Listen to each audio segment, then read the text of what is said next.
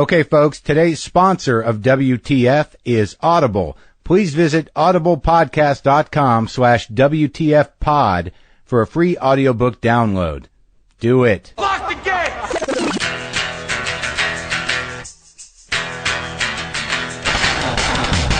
Are we doing this? Really? Wait for it. Are we doing this? Wait for it. Ow! What the fuck? WTF. And it's also, what the fuck? What's wrong with me? It's time for WTF. What the fuck? With Marc Maron.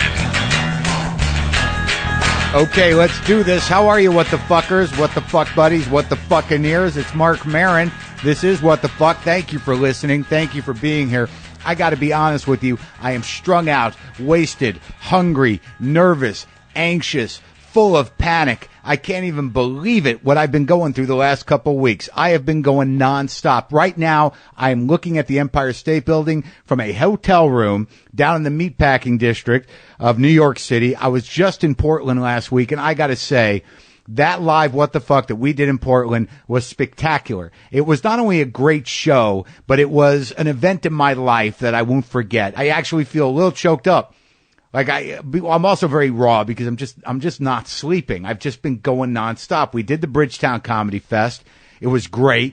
But the live What the Fuck, I mean, it packed out. It was 6:00 in the afternoon on a Friday. All you guys came, and people who didn't know what they were going to see came. We had a spectacular show. But the fans, I mean, you what the fuckers, let me tell you, man, I mean, so great. And after the show, I got to meet a lot of you. Some of you brought me homemade sourdough bread. I got some cat toys. I got a cigar. I got, what else did I get? I got a Nerdcock donut. I got I got a lot of love, and it's the first time in my life I've actually been able to receive it, and I'm so glad you guys appreciate the show. We'll get that up for you pretty soon. I just overwhelmed with emotion, and it was so much fun, and everybody was great on the show, and I had a tremendous gaffe on stage with Ian Edwards, where I really looked like a fool. And, the humility of looking like a fool in front of a room full of packed what the fuckers and having to suck it up and eat it was really a great moment, believe it or not. So look forward to that.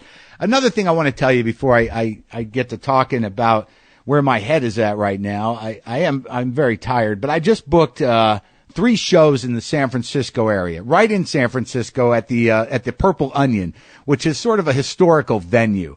I'm going to be there May 10th, 11th, and 12th at the Purple Onion in San Francisco. You can't buy tickets online. You can make reservations at 415-956-1653. That's for the Purple Onion, May 10th, 11th, and 12th. I want to work out some stuff. I want to put an hour together. I'd love you to come down. The website's a little odd. It's www.cafemacaroni.com, and you can get to the Purple Onion from there. I guess it's a guy who owns the properties. There's a couple restaurants, but it's CAFFEMACARONI.com. For the Purple Onion shows, May 10th, 11th, and 12th in San Francisco, just me, and I'd love for you to come out. It's a small venue. It'll be intimate. It'll be fun.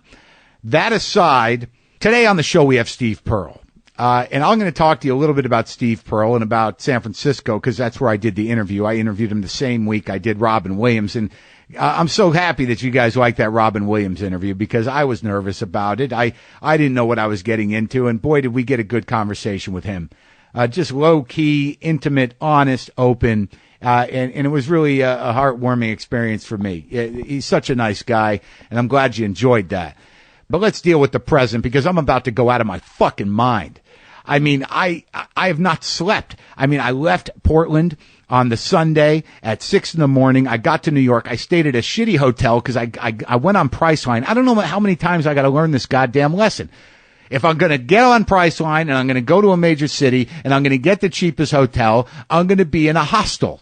And it's, I've already got fears of bed bugs. Certainly I wasn't in a place where I had to share a bathroom. Not that I have anything against that, but I think I'm beyond the age where I need to be, waiting in the hallway for a fucking toilet. But they had no phones in the room. The room was the size of a closet. The internet was bad. But I've gotten into this place where I believe I can tolerate just about anything.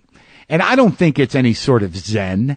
I just think that after a certain point when you're tremendously uncomfortable, you have to just say, All right, it's fine if my feet hang off the bed. It's fine if I don't trust a hotel that I have to carry my computer with me. You know, I can live through this. I can get through this. I do not have to fester about it. And this happens a lot. Like if I'm on the subway or if I'm in waiting in line or, things just aren't working out the way I want. My old behavior really was this, especially if someone else is there. This is also a good bit of wisdom. Try to go places that are frustrating alone. Because if there's someone else there, if you can start throwing a shit fit and have witnesses, then you're going to do that. That's my experience. And I'm not saying that you need to not invite people to go with you, but just realize that a lot of times when you're losing your shit, it's because you got someone there to lose your shit on or lose your shit in front of. But lately, I just locked down, and I think it has something to do with having done morning radio for a couple of years, where you just realize, like, I've got no sleep, I'm about to lose my fucking mind, and I've got to do this. That got me into the Zen. Also, thinking I was going to die on cocaine.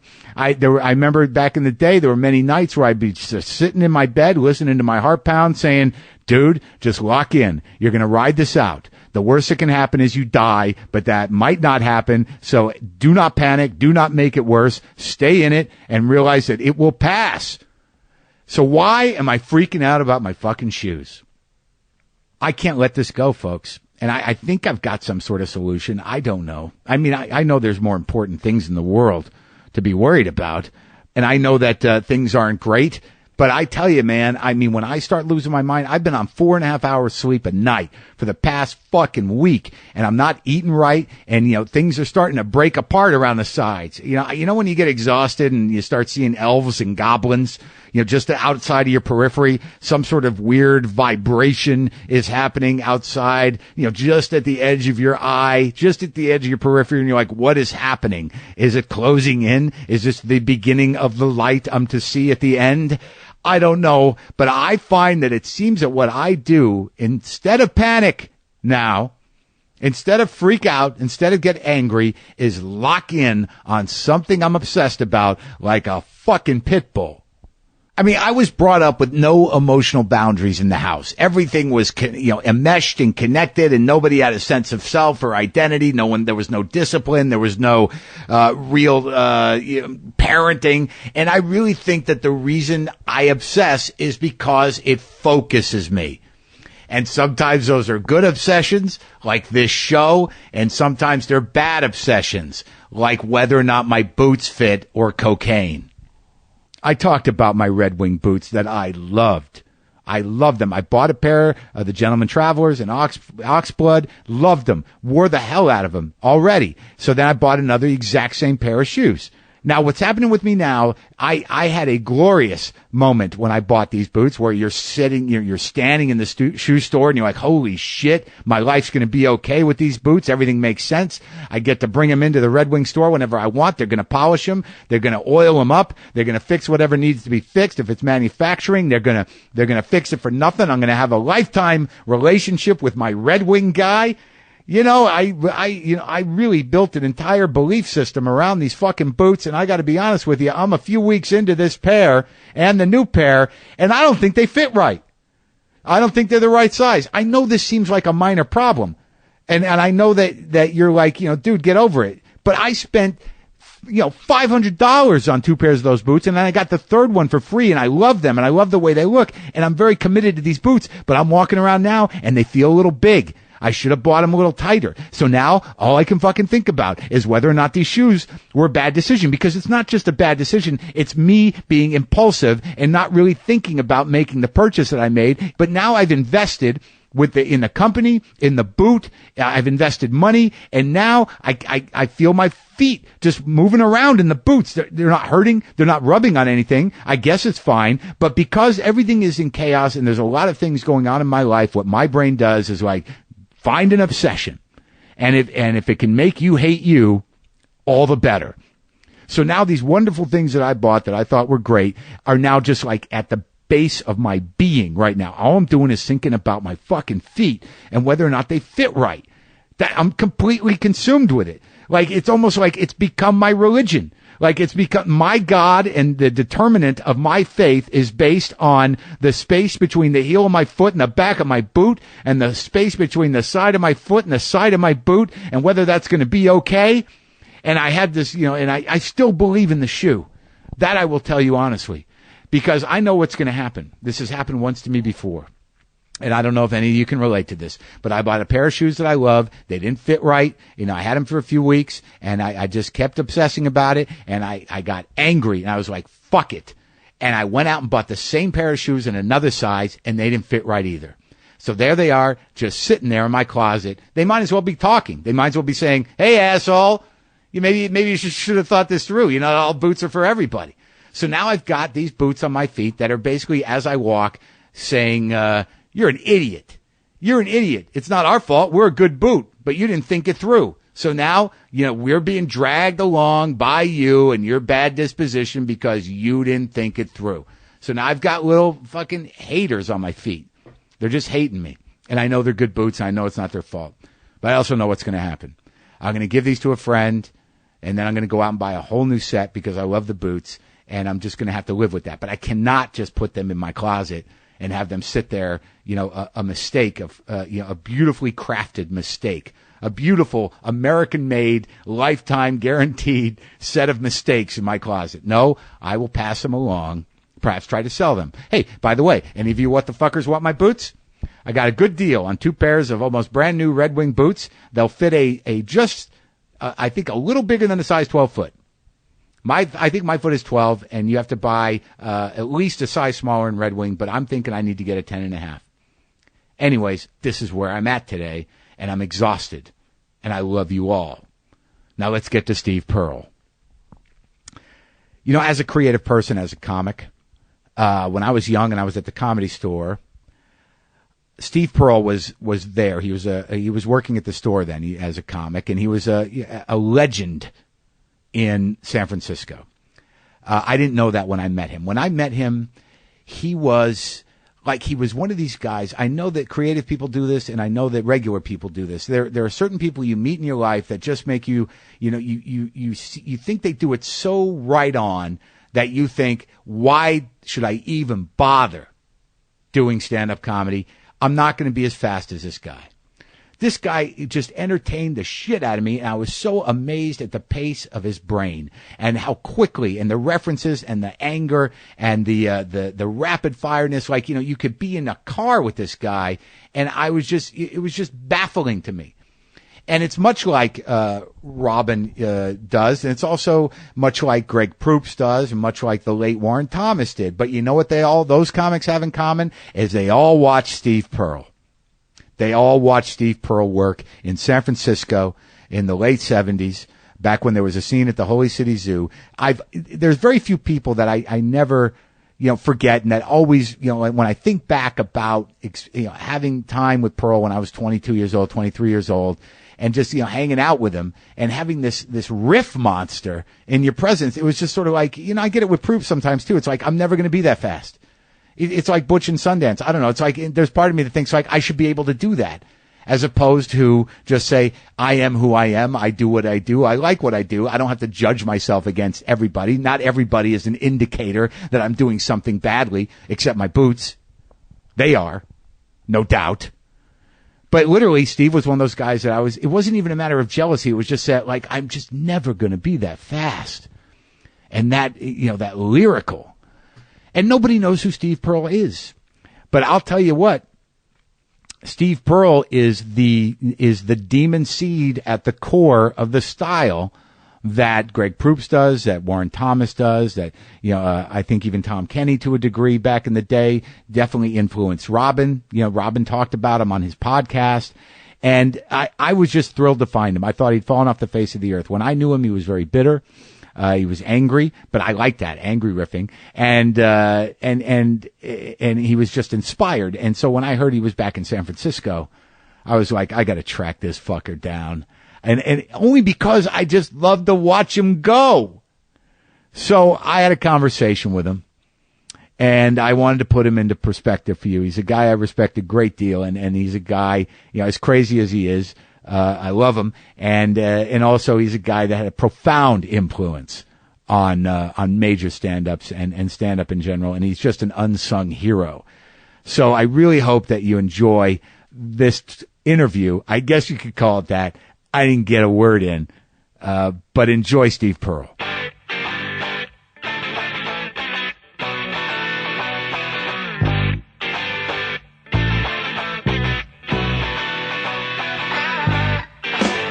This episode of WTF is being brought to you by Audible.com. They sponsor us frequently, and we're happy to have their sponsorship. As you know, Audible.com is the place where you can get audiobook downloads and also performance downloads. I go there frequently to do a little research for this. I was just talking about San Francisco. I was in San Francisco, so I did the keyword San Francisco, and you get all this stuff on Audible. You can get travel guides. You can get, books about the city. Here's one, San Francisco is Burning, the untold story of the 1906 earthquake and fires. That's an audiobook, and God knows what a great listen, especially if you're driving through the city, perhaps over the Golden Gate Bridge.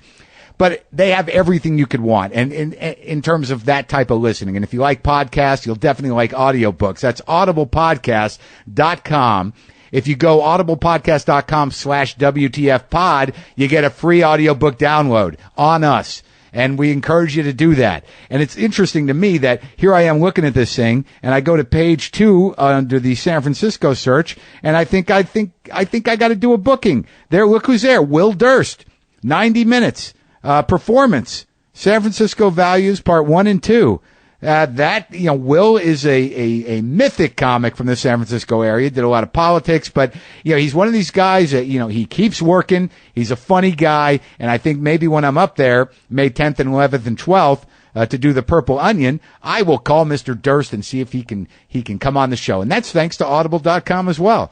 So go to audiblepodcast.com/WTFpod for your free audiobook download, and take a look around. There's a lot of stuff, and I know you like the medium, so spread a little love and use that code. Get a free audiobook download on WTF.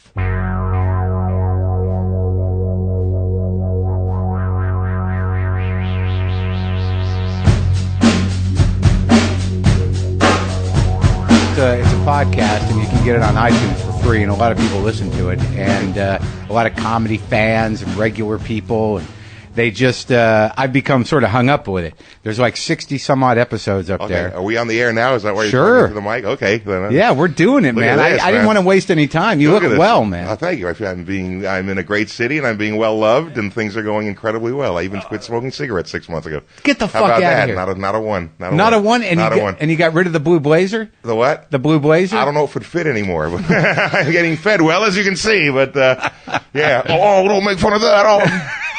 Yeah, I remember 18 years in the ground for Sam, yo-ho-ho, and a bindle of Coke. Yes, that's the old days, man. Oh, the way old days, yeah. I'm glad you're happy. I seem to have lost touch with you. My guest in... How about you? You happy? I'm getting there. Getting there, good. I mean, I was there was part of me that once I found out that you lived here, I was like, I hope he's miserable and dark and bitter and full of hate. No, I got out of L.A. Why would I be there? The horns came off the head. The 3 6s went away. So go to any comic at the Comedy Store. You'll find 3 12s and 4 horns. So, as we call it, Aunt Mitzi's hole. An evil place. Even Dick Cheney wouldn't even go there. It's too dark for me. I was there last night. Why? I go there and I work because I don't want to go to the Improv, and they finally put my fucking name on the wall. Uncle Bud's house of no eye contact. So I haven't seen you in a movie recently, so we're not friends anymore. Never trust a Jew with a monocle. That's what I say. I'm waiting for him to die so I can play Howie's place in Lake Tahoe. I don't think he has anything to do with it anymore. I think that room he does, so that's why I'm not Howie's playing place? there. So I go. I Facebook every day. Is Bud dead yet? I want to play there. I went to the store last night and actually said on stage to the people there because I went on early, and I just go there to work out. Like, I don't have anything invested in anymore. It doesn't creep me out anymore. But there was a moment where I was at the store. I said, "You don't realize this place was never fun. This is not a fun place." Well, it was always dark, and there was always in the day there would be. It might be evil, but there was something was gonna happen that night. Oh, something would happen, especially in the Sam day. It might have been ugly and horrible, but something was gonna happen. Right. And I said this place is like it's a serial killer with a clown's makeup on. Pretty much, yeah. It's the structural personification of John Wayne Gacy. It's black and red, the school colors of hell. That should tell you something right there. You look on some of the names on all Charles Manson, David Berger. Steve Pearl is my guest, and I'm so glad I tracked you down because I'm not hard to find. You were kind of hard to find for a while. Oh, really? All you need is a copy of Catcher in the Rye, or the sequel Shortstop in the Pumpernickel. Hear about the assassin that had low self-esteem and he threw a rock at Pete Best? But that's another story. No, is that true? No. How would I know?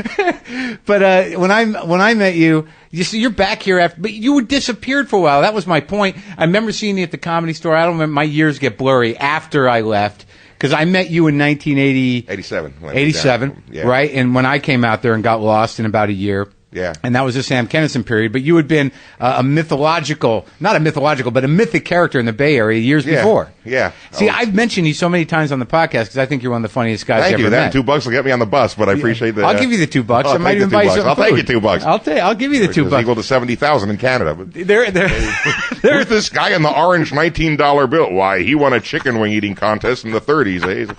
He can throw up further than anyone else in Parliament. You said you said things. There was a couple of things you said that I never forgot ever because you were living with Kravitz and I was doing blow all night and I'd come over to your house to relax. We all? Yeah, good. Right, but you seemed more together with it than I did until I left, and then you somehow got sucked into that whole nightmare up at the house with Sam.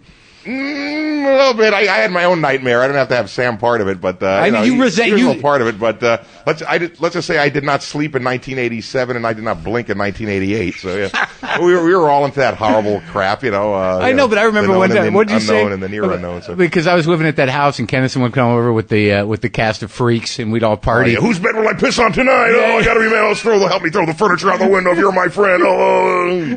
What did you say? Oh, Sam Kennison, brilliant. 2 short screams followed by a long scream. Well, I thought he was brilliant at first, I know. but then then something happened to him. But I do a bit called Famous Last Words, where I have like, hey Richie, why's the ground coming up so fast? Buddy Holly, February 3rd, 1959. Or, hey, fuck you, Pop, Marvin Gaye, April 1st, 1984. And of course we get to suck hard, you cheap skank. I'll steer with my feet. Sam Kinison, April 10th, 1990. A whole bunch of them there. Some clubs won't let me do it. That's how good the bit is. You see, you had some great bits, man. But what I still do. Yeah. I know. I was a star here in 3 area codes. One time I remember there was one thing you said, like there were just these fragments where we walked away around the corner from Kravitz's house so I could get some vitamins. I'd been up all night and I bought a packet of those vitamins. Oh yeah, the little and I put them in my hand and I'm like, I don't know what's in there. And you're like, put those in my nose. Yeah, squish. It's got to be good for me. Yeah, we did that. Yeah, and then you said you would pick shards of glass out of a half gram of Coke, but you're wondering about the vitamins. Oh, some of the Coke had seeds in it. I get it from the guy selling oranges on the freeway. Oranges and bad Coke. Oranges and bad Coke. $1 for the oranges and $2 for the 8-ball. You got it, man. And then there was one night I said to you, where like, I think I'm doing too much Coke, and you go, why are you shitting pebbles with Satan's face etched on them? Oh, is that what did I say? God, I forget what I say. And then a lot of the other guys, oh, you forgot. I think I'll use that. That's happened to you. Yeah. But so coming back here to San Francisco, I mean, when were you? Because it's my contention, and I don't know if you can agree with it. I don't know how much humility you have, but I believe that you were the seed of creativity in this scene. When was the high point of the Holy City Zoo? When was that place the place? Well, I got out here. I came out here in early '79. I wanted to just get out of New York, and I wanted to do stand up, and I didn't have too many friends in New York, and people were interested into what I was into. So, which was like smoking a lot of weed and blues, and some things never changed. But anyway, but now I have a card, so you can't pull me over. Anyway, I came here in early '79 for about 3 months. And I lived at the Ansonia Transient Hotel where you could hear the razor blades going against people's wrists in the next room. I can't take it anymore. So, I just started hitting the clubs in the Holy City Zoo. I went there, I don't know, some weeknight, and it was packed. It was a little horrible urine-smelling cabin. I remember it. I was there at the end of it, like the final phase. Yeah, but I guess I was there when it had been going for a year or two, whatever, because I think Robin used to play there in like 76 or something. I don't even have to ask him. Robin Williams was there? Yeah, okay, yeah. But I went there one night, and it was packed, and just the energy was amazing. You could feel it walking in, and these, it was, I don't know, I think it had open mic or whatever it was. People go on, and some of them were funny, some of them weren't that funny, but everybody was killing. And I go, I got to try this. So I signed up, and I went on, and I killed, and I go, this is sweet. So, and then I found other clubs, and I started hitting the Zoo, and Tony DePaul, comic, was running it then. And this really slimy guy, John Cantu, he's dead now, but we used to say he had worms in him before he died. So, yeah. But it was just a great place to be, and if you were just starting out, it was very friendly to you, And then eventually, I think I started the first paid show there in early '81. Yeah, it was like New York Night, and me and some other New York comics. Now, who was like who was here at that time? Okay, back then it was me. Robin would show up. I didn't really get to be. But he was nothing yet, right? He was just no. He was. He made it. He got Mork and Mindy was late '78, so I guess he got known like September '78. So he was on TV already, and he came up there. He was big, but he would still. And what I still admire him to this day is as big as he is. He's like the Beatles, man. You can't get much bigger. I know. That's what I said. Robin, which one of you is the drummer for the group? Right here. Which one of you joined? Which one of you is the rhythm guitar? He's like the former president of comedy. Oh yeah, but it was great because he would still come up here as he still does. And just, work out with the guys, man. That's what, as big as he was and big as he is, he still does that. I think it's great. And when you say work out with the guys, see, it's my belief that there was something invented here. There was, some people talk about improv, and now improv has to do with, many people doing sketches based on things. Oh, yeah. We need the name of a director, a type of food, and way too much stage time. Hello, we're chopped olives. We need a color. Red. I heard green. Okay. We need a type of food. Pizza. I heard sushi. Okay. We need a president. Harding. I heard McKinley. Okay, now here's our funny comedy sketch from the same things we've been doing. I can't eat that sushi. It's green. I'm President McKinley. Don't shoot me. And there's 87 of us, and we split the check, and we live in a tree, and we eat dirt. Exactly. But you guys invented this riff-style comedy. Well, that was stand-up. Me. There's a guy, Mike Pritchard, big guy, and Jeremy Kramer, who is real funny. Him and Rob were very tight. Kevin Meaney, Billy J. Because there must have been kids suckling at the teats of Pearl, because I think without you, there's really, stylistically, no Warren Thomas, no Greg Proops. Well, I always said Warren developed a very brilliant comedy style. Mine! So, they call him the Black Pearl, but, we used to have, he was a friend, man. Yeah, you guys were friends. He came along a little later. I came out in 79 when these other guys were doing it, and then Warren came around, I think, early 81, something like that, and then some other guys. But this whole process of the sort of riff style where you just, you have to have a certain mind for it, but there's a rhythm to it that you just sort of open the fucking mind up and just fucking go. Well, this place was a lot better than L.A. in the sense that you could make mistakes up here. Nobody would see, oh, he's not ready. Now he's ruined for life. Yeah. You could make mistakes and learn up here. Because I was horrible when I started. I used to write bits on my hand. That was no lady. That was where's my hand? Wife. Yeah. And, it took me 3 years to learn how to take the mic out of the stand. And everyone said, well, you look like you're ready to throw up and run off stage. I go, no, that's my big ending. But I kick myself on the back of the head and sing Viva Las Vegas in Turkish. Do you remember the time? I swallow a bicycle and shit out a sheep. Nobody else can do it. Thank you. Ta-da! Thank you. Do you remember the night where it just sort of broke open, where you just put it aside and it just happened? Might have been like 3-4 years after I started. It just happened. I don't know. Said, fuck it. It's like when the Johnny Winter realized he could make a guitar come, or when exactly. You just keep doing it, and then one day go, whoa, I can throw the chains off now. I'm free. I can fly into the ionosphere, and it just happened. And there were a lot of guys doing it, and I guess we all influenced each other. But it was like music in the '60s. There were just so many good people here, unknown, but just slamming, man, just riffing, and we just hung out after hours, of course. Always, let's have a session, let's talk about my car for 8 hours. Yeah, I wonder if I can write off this 8-ball. It counts as a comedy session. Yeah. But, come up with one joke, it counts. And the Holy City Zoo sat like 10 people. They're about 70 or something, but it was great because, it was where everybody went after they played another club or like something. Everybody ended up there, and there was a music club, the Last Day Saloon, right next to it. So there's, good bands would be playing there. I seen Gatemouth Brown there, and a bunch of Carlos Santana used to hang out. And Jerry Garcia. Johnny Winter still you met Jerry Garcia? Yeah. How was that? He was alive, so yeah. He's very nice. Hey, how you doing? He's a very nice guy. I met him a couple of times. He's still best friends with Johnny Winter? Yeah. Weren't you in Colorado or something? No, I've been through Colorado, but I never. No, but didn't you weren't you living in some other state other than California? No, never. I thought there was this time where I was like, has anyone seen Steve Pearl? And they were like, I think he's in Iowa. And I want to find out where Buddy Holly's plane crashed. Iowa, idiots out wandering around. Or as we call it in New York, the gateway to Nebraska.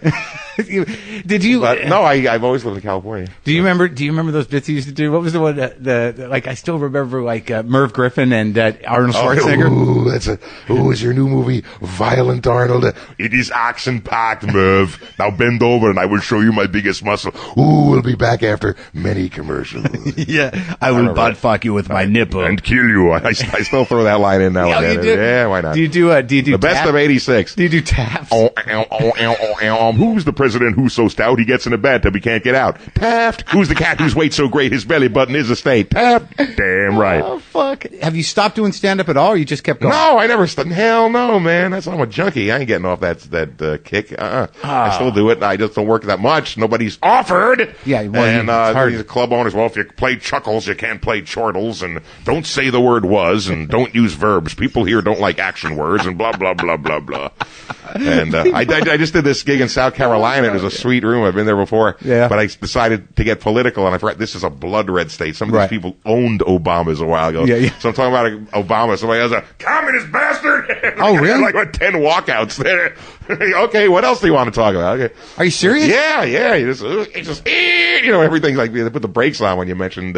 Just like that. I'm a huge fan of Obama. I approve of what he did. Oh, you can't do that. Quit making me laugh. That's socialism. And they left? And got a bunch of walkouts, man. It was like I ran over their dog or something. I just don't understand these idiots. They all shop at Walmart, so they're wearing communist pants. Yeah, exactly. Wearing it and doing it is two different things. That's right. Yeah, there's some. What can you do? Just go to your little tea party meeting and good luck to you. So you were here in San Francisco like till what, 82? I was here 83? from I was here from. Actually, I came out in early '79, scoped it out, went back to New York, packed my stuff, saved my pennies. Did you do comedy in New York or not at all? I did a little bit in New York. I did it in wait, 77, like, 78, and a little bit in 79. Like at Catch a Rising Star, I'd wait online all Monday. But so that was the late 70s. So all those, Larry David and Seinfeld and Paul Reiser and all those guys were not broken yet. I didn't know who any of them were, man. But they were there, right? I guess I didn't. I went on an amateur night, so I just knew the other amateurs. So and sometimes I'd kill, and sometimes I'd go down the tubes. But the first time I ever did it, I went to the School of Visual Arts in Manhattan, and right before I graduated in June of '77, they had a talent show, and somebody signed me up without telling me, knowing I was there. You're funny. You should go on stage. Yeah. And then I was drinking beers, and I was a little buzzed, so they called my name. Oh, you bastards! So. I'll get you later. But then I went up, and I don't remember what I did, but I killed, and I won. I won the first prize, which to this day I have not received. I think it was like a $20 check and a Big Mac or something. Maybe someone listening will make it even. I don't think anyone's still alive. But it was wow, this is so I started hitting the clubs in New York. I think if I had bombed that first time, I never would have done it again. I go, well, that's not for me. But then I kill it. Well, I know I can kill now. I'll be a star in a year. I'll be on the Teddy Fun Show. The Teddy Fun Show. I'll be the king of UHF. So, and then I started hitting clubs in New York, and it wasn't that easy, but sometimes I do real well. I hit the Improv and the Catch on comedy on amateur nights. And but I just didn't want to be in New York anymore, and I wanted to be in San Francisco because I took a trip there in '76. That's another story. But I fell in love with the place, and I went there in early '79, checked it out, loved it, went back to New York. And that Halloween of '79, flew back, dropped my suitcase at this apartment I rented with no furniture in it, and hit the Holy City Zoo that night, and that was it, man. And I was there from '79, June 24th, 1987. I packed the U-Haul, moved to L.A. at Kinnison's urging after I worked with him up here, and I'll get you into the comedy store, blah, blah, blah. And he did. Right. He lived up to his word. He got me. He forced Mitzi to see me. Had a great set. And it was fun for like 6 years. Did you honor your part of being his bitch in the agreement? I danced on the edge of the circle without jumping in the circle. No, so I didn't have to stick my head up his ass like Alan Stevens did. I was just like a kid. I was just running. Oh yeah, around you were like living. You were a kid in Crest Hill. Yeah, and you show up and play harmonica. And the best story, I wasn't there, but I heard that Dangerfield visited him in Vegas. Yeah, and Sam was up all night and sitting in a chair and just sweating and shirtless and his belly sticking out and his mirror licked dry and empty bottles and he just all fucked up. And he goes, "Hey, get a load of Nero." You can't beat that. Ding, ding. No more calls. We have a winner. Get a load of Nero. Oh, my God. That's the King Rodney talking. So, now, when you got to Los Angeles, you got it got weird, man. Remember there's all those porn stars running around? Well, I was a king up here, and I go, well, I'm in LA. I guess I'll have to, eat shit again. But people knew I was friends with Sam, so nobody really fucked with me, which was great. So it's like being in prison. Yeah. He says, grab Sam's belt loop, and he might trade you for a pack of Cools someday. But no, I never had a problem with that. I don't think he'd fuck with people he knew would hit him back. So No, I think that's right. I think you probably scared him. You were smarter than and I had a rep from up here, in San Francisco. So I never had a problem with, but I just didn't get too close to him because I saw that gang it was amazing because this is the big time. Right. This was Hollywood, and Sam was ruling the roost, and porno stars and strippers and dealers and blah blah. And I thought it was cool. I was indulging myself. So I just thought it was sweet. I just had a good time for quite a while. So, and then it stopped being fun. Yeah. And then L.A. became a living hell. And I know. I saw you briefly at some point long after that, and you were just miserable. And oh angry yeah, I and was. fucking- And a lot of people have told me, man, you sound a lot happier now. Well, you're like a different person. Thank God. I mean, like I went back there. I couldn't even go into that place for years because it creeped me out It's so horrible, much. yeah. And then I went back, and I was sort of like, hey, there's the old guys, and you're like, yeah. Oh yeah, fuck you, little place, man. Yeah, that place was like a coke hangover in itself. So, What about you? How about Jakarta? how about these beatniks today? Hey, with the bongos and the hair down to the tops of the ears and the sideburns and the beards. What are they, girls? Jack Carter. That's my mantra sometimes. Jack Carter. Did you ever see those guys when you were growing up? I mean, you're a little older than me. I mean, when you watch comedy, sure. What the hell planted in your head? Well, when I was a little kid, I remember seeing those guys on Sullivan or whatever. You know. Yeah. And I always thought there were guys that just funny stuff happened to, and they just told me, "Wow, I wish funny stuff would happen to me. That I could, I could be." Then I got older, and then guys like Carlin and Pryor and the hipper guys came along. I go, "Wow, this is sweet." And, Do you remember when Pryor was coming around in the late '80s? You know, I remember once or twice, and he was like kind of fragile and well, weird. the first I didn't. I was a late Pryor bloomer because I saw him in Lady Sings the Blues and Wild in the Streets and all these little goofy movies and everything. And but then when he did that live double album in '79, that was it. I took that out of the library, man, and I just freaked out. I was like, "There's not too many things make me laugh till I'm hurting myself." That was live in concert from the movie. Oh too, yeah, right? yeah. And then I saw the movie. This is amazing. And yeah, I was a diehard fan since then. And then my first week at the Comedy Store ever in '87. I had to follow him 3 times in 1 week in the main room. I think Mitzi was like, let's see how good he really is. And the first time I went down in flames. And he was starting to get sick then, but he was still, Yeah, I remember. And then the second time I went up, I opened with, I feel like Pat Boone following Hendrix at Woodstock. And then I had him, and then I did well. And then the third time I destroyed because I just kind of knew what avenue to take to, get him on my side and then let him ride my wave. Sure. But, it was just, I'm in the real school now, boss. Yeah. Welcome to the big time. Yeah. So you left L.A. when? 90? I left L.A. No, I left the last April. I wish I left in 90. I did. How do I say it? There was a young lady who back then in the 80s was one of many, but she was a sweetheart. And she was 19 and I was a dirty old man at 31. And how old are you now? Now I'm 32. Okay. And 54.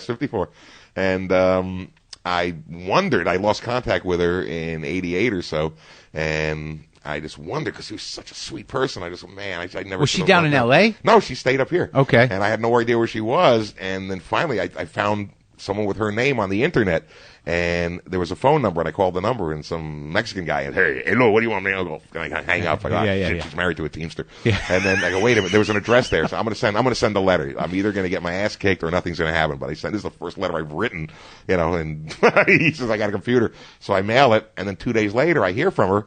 There's a message on my phone. Hi, this is Nina. How you doing? Whoa! So I called her up, and we just picked up where we left off. So holy a couple shit. weeks later, I came up here. With a 20-year break, or how long? With a 22-year break. I hadn't seen her since '88, and what was it? And now you've got love in your 20. life. And we just picked up, and I moved. I stayed with her for 2 weeks. Everything worked out amazing. So I went to L.A. I packed everything I could, put the rest in store, said bye-bye. So I came back up here, and I've been very happy ever since. And getting some. That's fucking sweet. I'm going to marry her once a certain affair is taken care of back east. In fact, I came up here 2 years ago to do a gig. First time I've been here in like 20 years or so. And I drove by my old apartment, and I thought about the times we had there. I go, where is she, man? Where is she? Oh, and then I found her. And then it's a sweet story. She's the best. And then, we would have fun. And then, in fact, one day we went to the old apartment, just like made out outside of it. Just we didn't want to break in and to full circle. Yeah, closure? who's living here now? Yeah, it was beautiful, man. I feel like I've come home again. I never felt home in New York, and I don't want to live in L.A. anymore. It's a sewer. I got tired of hearing you with the red bandana. Drop the gun, you. where the official bird of L.A. is the police helicopter, and just other reasons. But I feel 415 safe. Yeah. So everything's amazing, man. So I'm happy you're happy. So do you ever go by the Holy City Zoo? I have. It's now the Dirty Trick Saloon, and I went there. About 6-8 months ago, something like that. And there's a kid working there. It's in the late afternoon, and the kid didn't even know what the place used to be. And I told him it was all cleaned up, and there's a pool table where the stage is. And wow, man, the urine smell is gone, but so is the magic. So, but I told places are magic, aren't they? But I told the zoo, this place, it was like the Fillmore East for comedians. Yeah, small everything. And the kid was like, the Fillmore what? Yeah. He's just tell him, Sam Kinison played here, Robert Williams. Blah, Didn't blah. you see Hendrix? Yeah. I saw him at Madison Square Garden in May of '69. There's a little clip of that on YouTube, by the way. Now, so of him playing, or yeah. you being there? No. The young riff. You were in the audience, like, oh, look at him. Well, it was the first time I ever took acid. I was in the 8th grade, and with my friend Richard Cascardi, we saw Jimi Hendrix, man, and we didn't even know what acid did. We never done it. I didn't even smoke pot, I think, but and I was 13. I was in the 8th grade, and we took it. And whoa, man, started hitting just as Jimmy came on, and I remember my friend Richard's going, man, we're gonna be like this forever. And I'm going, yeah, isn't it great? And all I remember is I just was reminded of a UFO fight in space. And we had school the next day. Richard didn't show up, and I kind of crawled in, crackled, and they, are you okay? I don't think so. I learned everything in the world last night. You can't teach me. So they sent me home. I go, I've seen the answer. I've seen the answer. I've heard it and seen it, and it sure ain't at Woodmere Junior High School North, you fucking squares. Woodmere. Yeah. Long Island? Yep. That's hilarious. That's where I grew up. And what about, did you see Dwayne Allman too? Yeah, I saw at Fillmore East, March 12th, 1971. It was the Ellen Bishop Group with the Pointer Sisters backing him up on vocals, the Allman Brothers recording their live album, and they were barely known, and then Johnny went around with Rick Derringer, and that's for $5.50. Go, whoa, man. And I remember Dwayne coming out there, and I just remember thinking, hey, it's Opie from the Andy Griffith Show, and he's a hippie. Look, he's in red hair. What is all Allman Brothers there? We're recording our 3rd album here tonight. And then I go, and I forgot, yeah, Johnny's coming on after this, because I was so that was the Live at the Fillmore East album? Yeah. The one I just listened to in the car in your honor, so I could try to get up to speed. I know I wouldn't be able to say much, but I wanted to at least be right in the right frame of mind. I'm trying to give you 5 hours in like one, so... But no, I was there. I mean, I still got one picture I took of Dwayne that night. It's on my wall there. So. And who else did you see? Name them. I saw Rolling Janice. Stones? I saw the Stones like a bunch of times. Yeah. Oh, in '72, I saw them. I had won tickets. They had this thing. The Garden didn't want people lining up and wrecking the place, so they had send us postcards and if our new 1972 computer picks you out, and everyone I knew sent hundreds of postcards. I sent one as a joke, and I won. And then everyone in town was my best friend all of a sudden. Hey, old pal. Was it like Mick Taylor? It was the best Stones that I ever saw. Like Goathead Soup tour or something? No, that was a year later. This was the Exile on Main Street tour. Get out of here. And they were fucking great, man. It was Stevie Wonder, the Stones, and they all jammed at the end. And it was amazing. I sold 2 tickets. I won 4 tickets. And I had to pay for them. I had to go to I said, pick up your tickets here. It was like $6.50. $26. And then I sold 2 to a guy I didn't like for $400, which was a lot of money to a 16, 17-year-old kid back then. And I gave a 3rd one to a friend of mine for nothing, and I went. It was a great fucking show. I still have the color slides I took from that night. I can't imagine what that would be. Because I have no sense, like, I didn't pick up, like you're a little older than me, but I just get this feeling like, I don't know if I'm a fascist or that, in the sense of, like, I can't see how music gets any much better than that. It doesn't. It doesn't. It was a window open from, like, I'd say 1965 to 1973, and that closed forever. And a lot of good ones died, but why do you think that happened? Because my theory is that, like, so rock and roll was invented basically in 1957, and the further away you get from the center, like, that was really the most creative time, and then something broke apart, or maybe we're just getting old. I can't figure it out. Well, always had blues and rhythm and blues. That's been around forever, and then it evolved into rock and roll in the mid-50s, which meant white boys were doing it. Right. White guys got turned on to it, and you had great guys in the 50s, Eddie Cochran, Buddy Holly, Jerry Lee Lewis, all these guys, and it was like later in the 70s with Hendrix and Joplin, everybody dying, get around the same time. You had Buddy Holly going down in a plane, you had Eddie Cochran getting killed, Chuck Berry was in prison, Jerry Lee's career was ruined for marrying his cousin, just all the good guys, and then you had Frankie Avalon and Fabian and that crap. And then luckily the Beatles came along and saved our souls. Do you ever listen to the Beatles and just go, where the fuck did that come from? Every time. I mean, I can't even figure, figure it out. It's rock and roll and then touched by God. Yeah, exactly. And I didn't even think they knew what they were doing. None of them were trained musicians. Like, it just happened. If you listen to Revolver, that was delivered by aliens. I don't know where the hell it came from. Sgt. Pepper, everything. Where the hell does that come from? They started out as a good rock and roll band, and it could have stopped there, and then, they had Beatles, they were a good rock and roll band, I remember them. And it just kept going and going, and then they were followed by the Cream and Hendrix and Santana and Johnny Winter and all these other, they kicked the doors, here come the real guys. Right. The real army's coming. Were you ever hear a Who guy? The first concert I ever saw was the Who opening for the Doors, August 2nd, 1968. You saw Morrison? Yeah, I saw him twice. What was that like? The first time was in '68, and he was great. And I think it would have been fun to be Jim Morrison from '66 to '68. After that, it would have been a nightmare. It was like being Kennison, you know. After a while, I'm not having fun anymore. Blah, blah, So, blah. but he looked great. He was jumping all over the stage. You can hear the concert. It's on YouTube. There's a bad audience recording of both the Who's set and the Doors set on YouTube. But I remember it was a revolving stage. And it broke down when they were facing us. So, and the Who were amazing. I wasn't that familiar with them. I just knew they smashed their instruments, and the drummer was amazing. And they were new. Then. It was a year before Tommy came out and before Woodstock, so nobody knew who they were. I was 12 years old. I'd never been to a concert before, and I'm just, whoa, I got to get into this.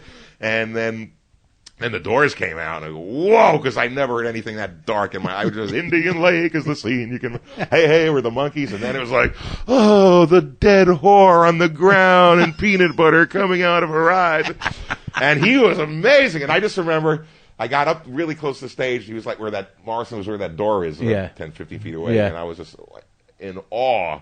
And I just remember thinking two things. I go, I know I like girls, but that guy is really good looking. And then looking at Robbie Krieger going, he looks like he's about to cry any second. He had that Steve Wright worried look on his face.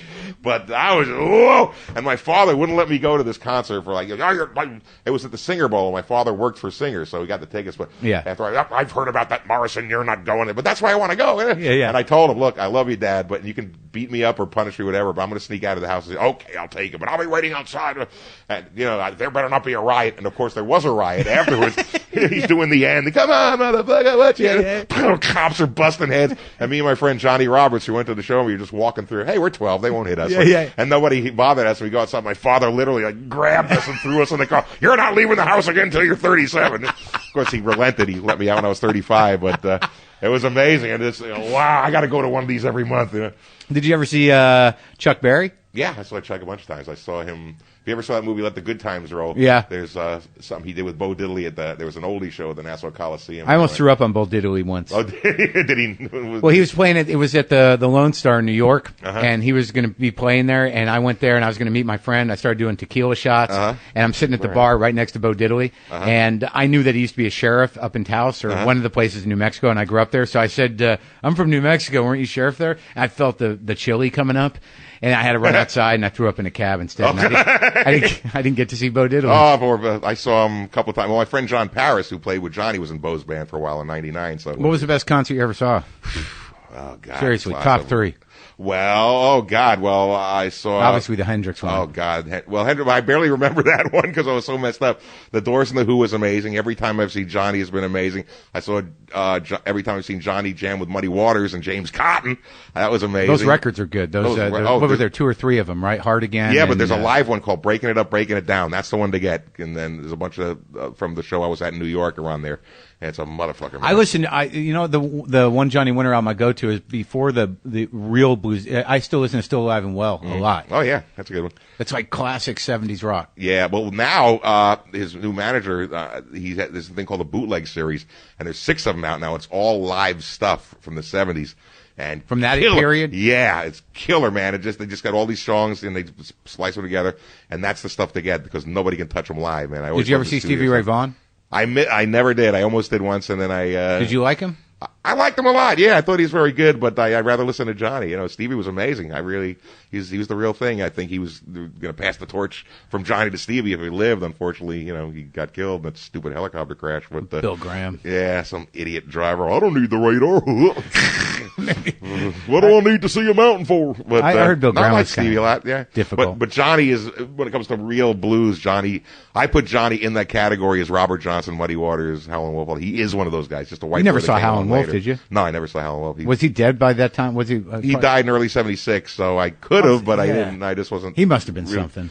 Yeah, you can go on YouTube and see a whole bunch of clips of him. He was amazing. How about Ike and Tina Turner? I didn't see. No, when I saw the Stones, it was B.B. King. It wasn't like it was. I saw him in '69. Also, I saw the Stones at Madison Square Garden in 1981, and James Brown was supposed to open, but he bailed at the last minute, so they pulled Screaming Jay Hawkins out of some, one-room studio apartment that he was living in. And it was the weirdest thing because he clearly, didn't have his act together, but it was just him with a make-do, like a pickup band in front of, like, the lights were still on. Everyone's waiting for the Stones, and he's up there with his voodoo stick. I saw Screaming Jay Leno once. Yeah, I got a spell on you, man. I got a new car, too. the photo con. Yeah, my chain got away. Where are you going to be working coming up? Nowhere ever. I don't know. I'm looking for work. Not that much, but I don't want to go on the road anymore, man. Or I don't want to live on. I don't know how guys still, my age and older live on the road like that. I just can't do it. I'm just very comfortable here. I can kind of work when I want. Where do you usually work? Up at Pitta's place? Pitta's place. How long does he let you? What do you do? Like an hour? Oh no, I wish. I'd love to do an hour there. I did. Why the wouldn't he Purple let you Onion do an hour? Because there's other comics on the show. That's why. If he wants to give me my own show, I don't see it coming. But I could kick. Doesn't he do a standard headliner format? Doesn't he have an open? No, close it's him and I think 4 other comics and a little break in between. So everybody does 15, 20. It's just like rich white people with wine. They're good. Well, it's better than talking about Obama in South Carolina. No, I know. This Jew bastard. I was up there once and I had a great time. I mean, it's a great room. It's a sweet room. I like it. Great. I love that room. And the lady Lucy Mercer who runs it is a sweetheart, and everybody's just real nice. And it's always packed. It's always packed. It's yeah, once a week. Yeah. I don't know how it does the rest of the week with the other shows, but the comedy show he does it every week. The room sells out. People just want to go and they know they have a good nearby time. it's nearby, not a good show, so they can get home before midnight. Yeah, so it's sweet. Yeah, and they only have to drive 3 blocks when they're wasted on wine. Yeah, exactly. They can take the rickshaw or whatever. I don't know, but what was the worst stage experience you ever had? Oh God. Okay, El Paso, which is the asshole of North America. I hate that place. And I did a gig there. And it was supposed to be $1,000 for 2 nights. Go, okay, I'll do it. I have to take 3 flights to get there. These guys, we'll save $1.50 if we put them on 3 planes. On one of them, there's a hot-looking woman. I was single at the time, and we're talking. Hey, how you doing? Hey, what's going on? This is nice. All of a sudden, her cell phone rings. She goes, you motherfucker! Did you smoke all the crack? I'll fucking kill you when I get home. You puta madre. Lucy. He's like, okay, I don't want to talk to her. Yeah. So I finally make it to El Paso. And they go, oh, by the way, the second show was canceled, so we're gonna leave 500 on there. And I got there like 2 days early because the next day I was supposed to do a radio show, and the radio show was canceled. So I'm stuck there for 4 days. And I'm in this crappy little hotel, and the guy who answers the phones there had a voice box. I can't give him any other job. This is creeping me out. So I have another Chesterfield. So and you couldn't get CBS, so I couldn't watch Letterman at night. Yeah. I used to like to watch Letterman. So I get to the show. There's only one of them, and I'm opening for a noise band. So I'm going up. What's a noise band? It's just motherfucker. It's like the Sex Pistols after they gargle with a pine cone and a porcupine. So I'm just getting yelled at and booed, and people are giving the thumbs down no matter what I'm doing. So I do. So it's like 40 minutes. I did like 20. I don't want to do this shit anymore. So I did like 25 or something. And one of the few times I did not do my time, I just said, fuck this is useless. And I get off and I'm just watching, and then the noise band comes on, and during the first song they say, da, da, da, da, da, da. A bottle comes flying, hits him right in the middle of the forehead, knocks him out. I go, okay, I'm going back to the room. I got a couple of bottles of malt liquor and call my friends. Well, I'm stuck here for a few more days. I'll see if I ever get back. And they did pay me, and there was nothing to do and nowhere to go. It was like 150 in the shade. It was just fucking horrible. Yeah. So El Paso's bad. Yeah. Who books that room? So, Yeah. So I have not been back there. And now, did you ever have to leave because it was dangerous from a gig? Let me think. I know there have been. I can't think of it right now. You know what? You remember those? Oh yeah, in England, man. In England, I played this place, and when I went there in '87, there's like 3 clubs there now. There's like 1,000. 3 clubs there. They must have liked you in England, no? Most of the shows I did really well. I had no problem with them. There was one where they were it's called the Tunnel Club, and they were just drunk and rowdy, and I think the intro, hey, this guy's an American. So I went up there, and they were just like talking and yelling and shit. I go, oh, fuck you. If it wasn't for us, you'd be going, see guy, get him. And they had to rush me out the back and throw me in a taxi. No shit. Yeah. What do you think are like, because I mean, in talking about, like, I'm not going to talk about anything specific, but like, there are guys that, you influence. There are guys, I think that, your voice, you can hear it.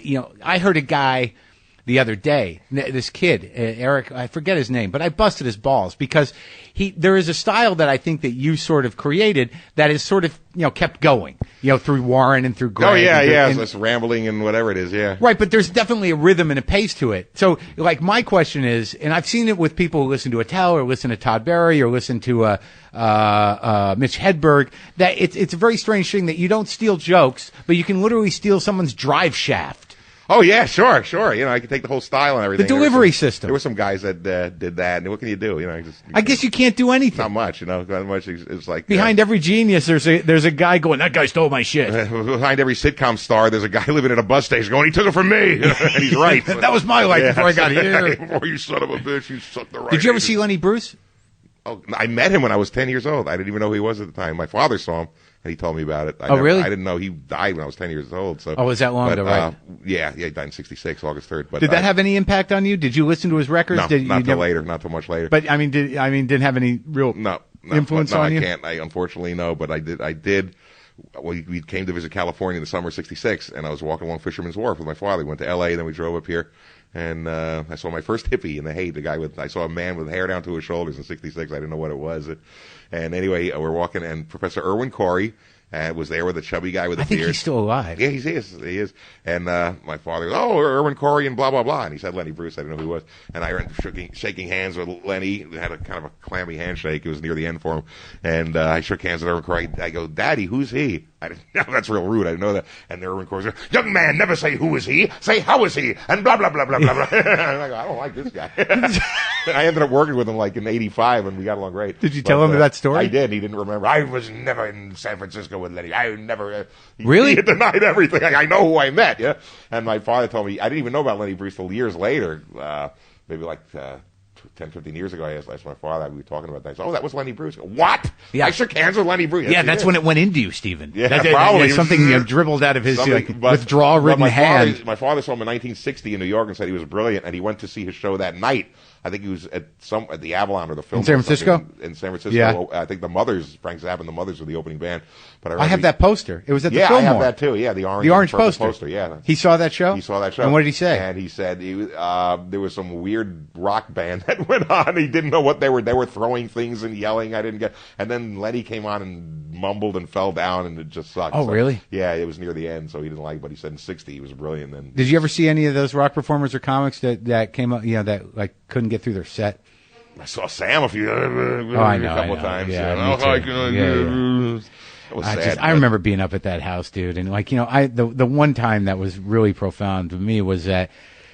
Remember when he hired that guy to babysit him, and then that guy ended up getting high too? And there was one time where he'd been up for 3 days up at the house where I live, and he's supposed to play University of Arizona in Tucson at a stadium or an arena, and it was the one time where he couldn't get up. They couldn't get him up. And I just set my brother up, who was going to school there, with tickets, backstage, maybe hang out with Sam a little bit. And this is 5,000-6,000 seater that he had sold out. And I got to call my brother up and say, he ain't going to make it. Yeah. He's on the floor. Oh, God. Okay. Yeah. I remember when he missed the Joan Rivers show because he passed out in the hotel or something. That was later, though. Once I left L.A., hearing voices in my head and running from a mystical system that I invented. Get out of this town. Yeah. Oh, yeah. Get out of this town. Well, one of the last nights I was in L.A. was at your fucking house, sitting there listening to the voices going, how far out can I go? I got tired of stepping on needles, so I don't want to live anymore. I didn't mind stepping on a spoon, but needles. I got to get out of here. Oh, poor Steve. Yeah, so I got my own little place. And has anyone died that I need to know about? Who's died? Careers? I can see that any day. Well, you're still alive, and you seem like I'm still here. Great. I'm a bull. You can't kill me. I know, buddy. I'm still here, and things are going great now. So I love you, Nina. Well, Steve, I love you, and I'm glad you fucking love you too, bro. Let's go over to the Tenderloin. I'll buy you some Indian food. Oh, cool. Let's go to the Inn. Again? Yeah, okay. Oh, not that place again.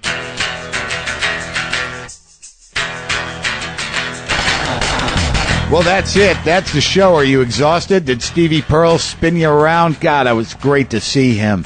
And thank you all for listening. If you want anything WTF related, merchandise, if you want to follow us on Twitter, if you want to email the show, if you want to donate or subscribe to the show with a little bit of green, a little jack, a little bread, that's always welcome. No pressure, but trying to make a living. We also, I want to encourage you to get on this email update that we're doing. I'm writing a weekly update with information about the guests, with things that are going on with me, eventually with some special deals, and that'll come to you every week if you get on the mailing list. So I encourage you to do that. There's also links to our sponsors there. JustCoffee.coop has got the WTF blend. I don't think it's bitter, because I'm not. I just hope it's dark and tasty, like I am. And also punchlinemagazine.com. Please go there for any news that you may want about the comedy biz and who's up and what's up, and movie reviews, videos, and up-to-date stuff about the comedy industry. And also, please, if you're in San Francisco and you want to come see me, I'm doing 3 nights at the Purple Onion. That's a classic venue. It's an intimate venue. I'll be there May 10th, 11th, and 12th. You cannot buy tickets online. You can make reservations if you call 415-956-1653 or go to www.cafemacaroni.com. That's C-A-F-F-E Macaroni, MACARONI.com, and you'll be linked to the Purple Onion there. It's the same people own it. And I really appreciate all you guys came out in Portland, and I really appreciate all you What the Fuckers and What the Fuck Buddies supporting the show. I continue to have a great time doing it, and I continue to actually build a deeper relationship with you and with myself, and I think you're witnessing that, and I think it's a good thing. I'm just waiting for the other shoe to drop, but the ones I have on are definitely going away, and I'm going to go buy a whole bunch of new Red Wings. Whatever. I love you. See you later.